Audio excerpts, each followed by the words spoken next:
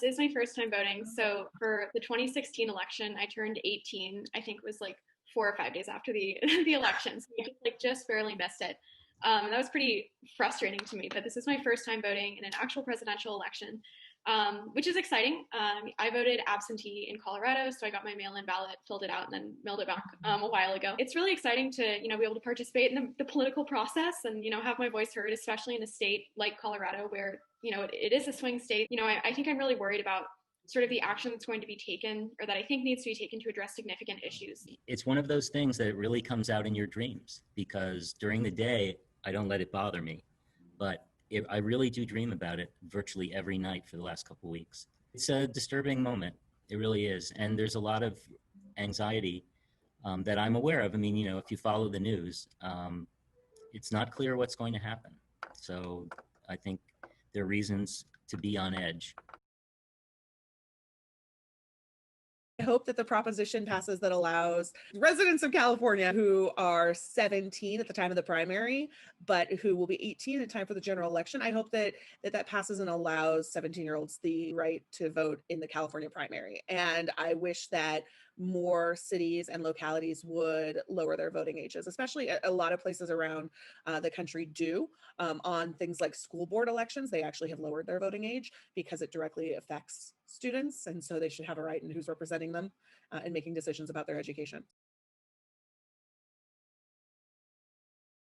I think climate change is my number one, given that we are seeing the effects now. The fact that we haven't had a rainy day in the Bay Area so far this fall, and we had very little last spring, fires. We're really seeing the effects every day. I want to know that when I am 40, when I am 60, the world will still be livable. Will be livable for future generations. That's something that's really important to me.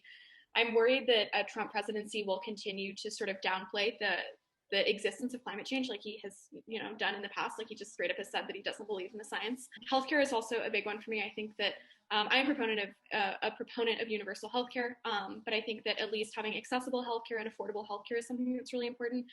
We've seen sort of the shortcomings of the American healthcare system be exposed by the pandemic, and I think that removing access to healthcare would be incredibly devastating, both given the current situation that's going on with the coronavirus crisis, as well as just sort of the healthcare system in general. There are a lot of issues, but the last one I'll talk about is probably social justice, women's rights, equal rights for individuals of different ethnicities and races, LGBTQ plus rights.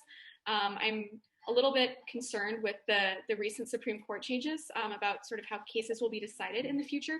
And so I think having a president that actively works to promote protections for minority groups is something that's really important, since we can no longer necessarily rely on the Supreme Court as a check or a balance. Maybe as an econ teacher, I think one of the important things is sort of to find a way to address the fallout economically from the effects of COVID. I think it's very obvious that COVID has done a number on the economy. And although it has shown, strong signs of recovery, the big question is whether that will be able to be sustained without the help of Congress passing, additional stimulus bills. Obviously, it's important to understand the potential for pushing out a vaccine at some point in the year and how that's going to be distributed, and whether Congress or, our government will have any role in how quickly or efficiently that's distributed. There's so much going on in this election, but as an econ teacher, I would have to say that the COVID economic response, and then also from the health side of it, would be the two things I would focus on the most.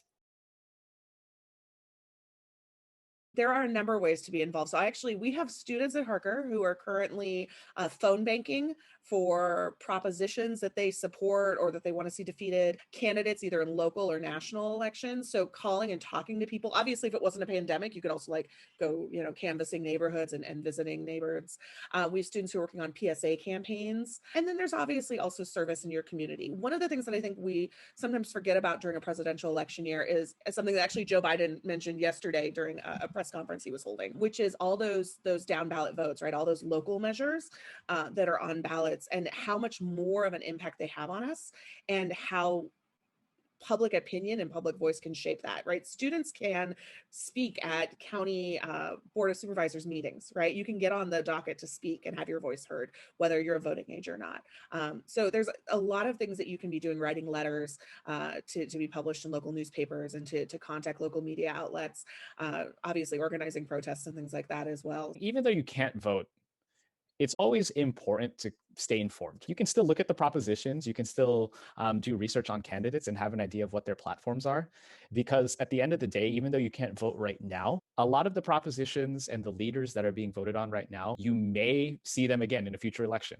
Right? Like we've seen, like just to give you an example, we've seen dialysis propositions in both 2018 and now in 2020. You're basically going to have a chance to re-elect some of the people that get elected into office. And so it's really important to understand that while you can't vote right now, staying informed and keeping on top of these sorts of things are really important, because at some point you will have your chance and you will have an opportunity to make the change or not if you're happy with the way that the government's being run.